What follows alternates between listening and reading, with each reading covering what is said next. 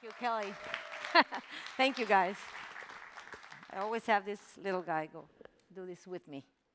I wouldn't be here without them. All right, thank you very much for being here. I'm going to tell you a few stories. This is Rosamira.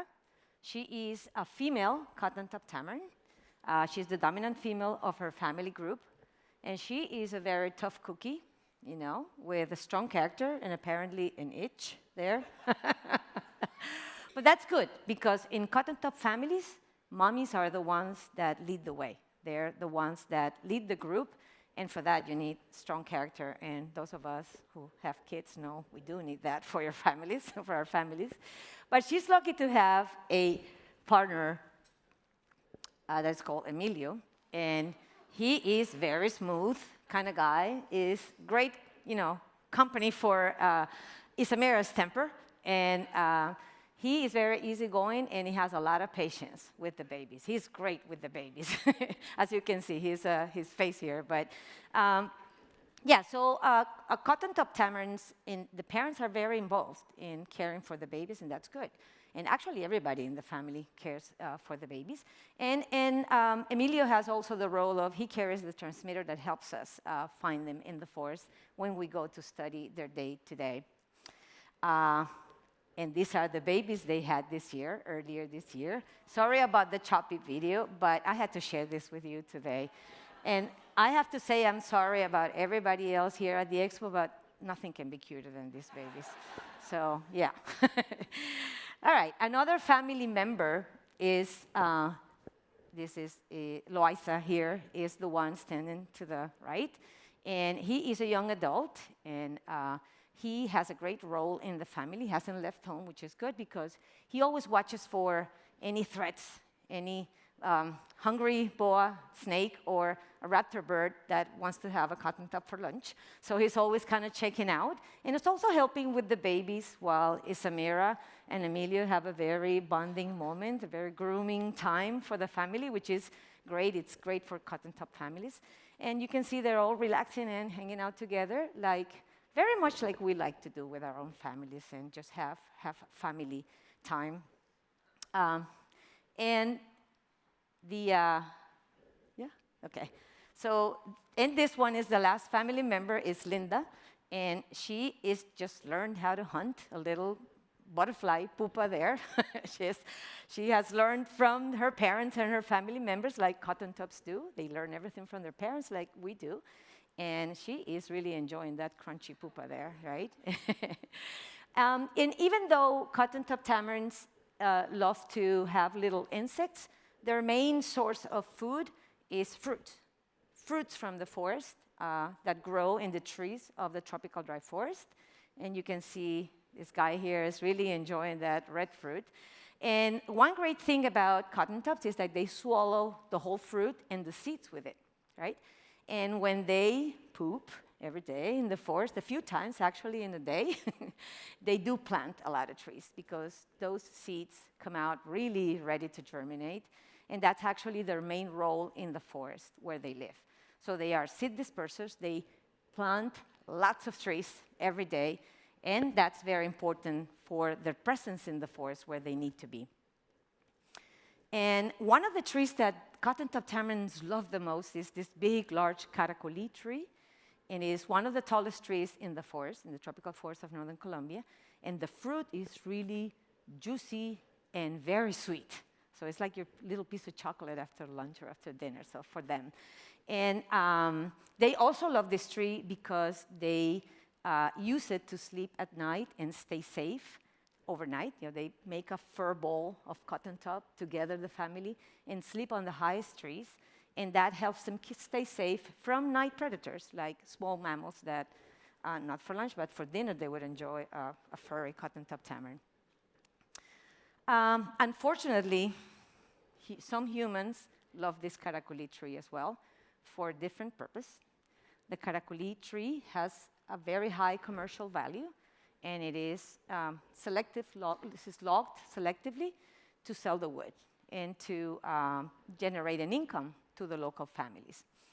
Actually, selective logging, along with cattle ranching, agriculture, mining, and is what's driving deforestation in the region of northern Colombia, to the point that there's very, very little forest left in this region. And along with the pet trade of the monkeys that are hunted to be kept as pets, then, we basically are in trouble. And the thing is that cottontops only live in this red dot that you see on this big map of our beautiful planet. That's it. Not even in the whole country, but just in that little black spot that you see in northern Colombia. That's it. You don't see them anywhere else in the wild. So it is a big responsibility. So again, the forest is down to 8%. The monkeys get hunted for the pet trade. And because of that, they are considered a critically endangered species. One of these humans that loved to cut caracolí trees is Luis. You see him with his youngest baby in his lap. Luis was born and grew in one of the little communities right by the home of Emilio and Rosamira and their family. And when he was about 16, his girlfriend, who is his current wife, got pregnant. He had to leave school and get a job, get a living to feed his family that, as you can see, grew quite a bit during the following years. He's got 6 kids. So Luis tells us that when he went out into the forest, as the only option he had to cut trees and make a living, he would cut lots of caracolí trees to sell the wood, but he would also cut a lot of young trees to sell as, for fences, for firewood, and for construction. So he did this for over 20 years, goodness. And he even tell us he got in trouble many times with the authorities, but that's the only way of life he found for his family. And he would get paid, I don't know, $30, $40 for 60 trees, it wasn't even a well-paid job. But that was the only choice we had. And we were lucky to run into Luis when he was fixing a fence. We hired him to fix the fence in our reserve. And he heard our team in the nursery that we built talking about all the different species, the caracolí tree and the many other species that grow in the forest. And he started engaging in the conversation. And he made us realize that, gosh, he knows a lot about the trees in this forest. So we took a chance and invited Luis to be a part of our team. And this was 6 years ago. And he is now one of the most committed field assistants that we have in our reserve. And he says we rescued him from evil, and that he's very happy because, of course, he has a stable job now. He can feed and provide for his family. He has benefits, and he can just not get in trouble with the law anymore. So he can go to work every day and just right. And we tell him that he's got a lot to make up for. So he's happy because now he gets to plant many trees, grow the trees in the nursery, plant the trees, and also he has learned to monitor the monkeys and see Emilio and Rosamira every day. So for us, it's really, we're really proud to have Luis in our team. But the truth is that we all need to make up for it, because it is our full responsibility. It's not only on Luis, it's on all of us. The forest that is being destroyed by human activities, and if we need to, in order to be able to save cotton-top tamarins, we need to stop this trend and reverse it. And the only way we can do that is planting trees, protecting forest areas. And I want to share with you a huge achievement we had this last year, thanks to many of you in the audience. And it is that we were fundraising last year to purchase this big cattle ranch that was neighbor to our reserve. And thanks to you guys, we just signed the paperwork last week, and we have 1,000 acres more of now, thank you. 1,000 acres more of land. You see the difference between what's protected and what's not. So it is basically like doubling the size of our reserve. And I wanted to take this opportunity to thank you for your support. And yeah, however, now the challenge is we need to plant thousands and thousands of trees to bring back the forest in these cattle ranches. And we have been working to learn how to do this. And I apologize that I speeded up this video in the sake of time, but you tend to think that, reforesting or bringing back a forest is just, let's just plant trees.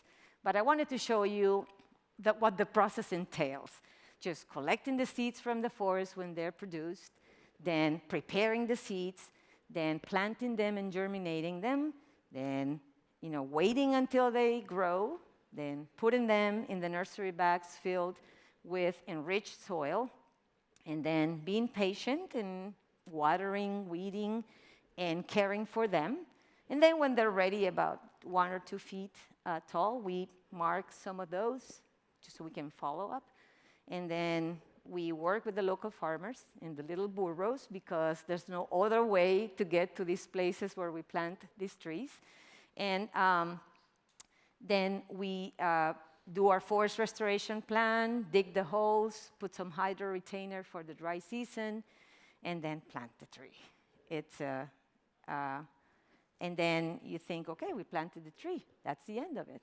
No, that's actually the beginning of it. Because after that, we have to go back and measure these trees if we want to know how effective our work is. If they are surviving the heat and the long stretch of dry season that is in northern Colombia.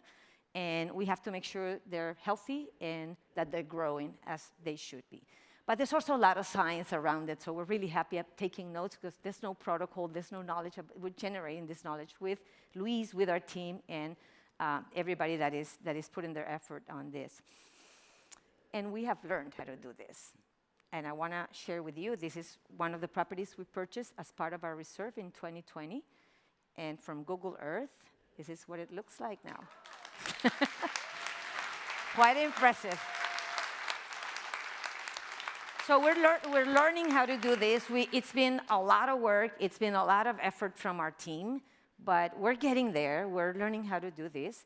And, in northern Colombia, it is, I don't know, always in close to 100 degrees in the temperature.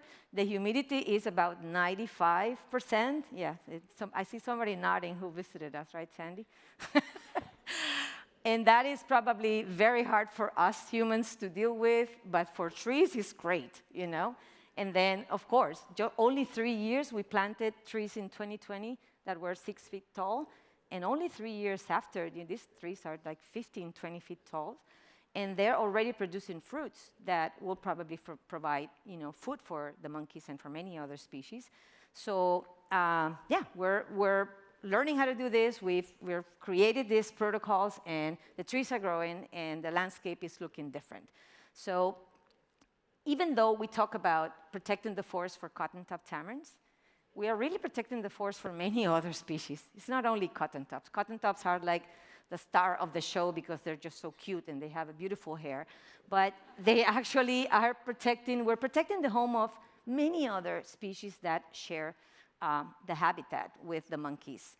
And not only for the animals, we're also working for the people. Something very good about this effort, it's very demanding restoration process, is the fact that we can hire a lot of people to work in it. Our team in San Juan, which is a location where we have a reserve, is 85% hired from the local community.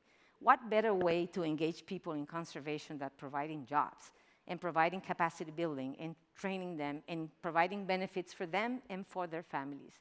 And we also get to hire more farmers when we're planting trees because there's a lot of trees. I mean, every year we plant 15, 20,000 trees that need to go into the ground from our nursery, and we get to hire people to help. But we also hire local services, transportation, meals, supplies. So we are helping the economy also kind of like a spur up to help the locals. And basically what we want to do, along with our forest restoration program and along with our community programs with the artisans that make these beautiful plush toys in our stand down there, you can stop by and help them. But also, just educate our kids, the future of Colombia. Just get them really, they're laughing because they wanted me to come out with one of these wigs to give this talk, and I'm like, I'm not doing that. But we really want to make it fun for everybody, and what we are trying to build is cotton top tamarind friendly communities, cotton top tamarind friendly families that learn about cotton top, love cotton tops, and help us and benefit from saving cotton top tamarins. So for the next probably 5 to 10 years, we're going to need to plant a lot of trees in this property. Beautiful caracoli trees, as you see in the image. And for that, just like we were able to protect this land, we need your help to be able to plant these trees. You can just donate 1 tree or donate 1,000 trees. You can help us restore 1 acre or 100 acres, whatever. Everything adds, and it goes with the purpose of building this beautiful home for the monkeys, for the many other wildlife, and for us people, and for the health of our planet. And I really want to acknowledge our team. I have my 2 colleagues here, Francie and Carolina, that came. Stand up, guys.